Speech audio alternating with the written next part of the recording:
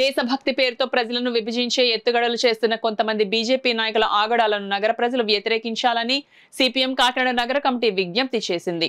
మత సామరస్యాన్ని నిలబెట్టే విధంగా వ్యవహరించిన నగరపాలక సంస్థ అధికారులకు సిపిఎం నగర నాయకులు ధన్యవాదాలు తెలిపారు.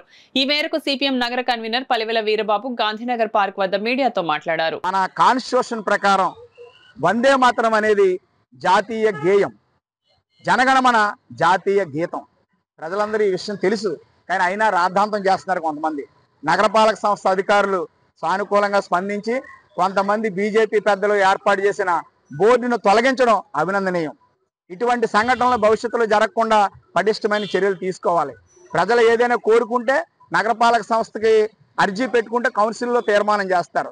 అంతే తప్ప చరిత్రలో జరిగిన విషయాల్ని ఇప్పుడు రాద్ధాంతం చేసి ప్రజలు విభజించాలనుకోవడం అవివేకం. కాకినాడ నగరం ప్రశాంతతకు నిలయం, దేశభక్తికి నిలయం, మత సామరస్యానికి నిలయం.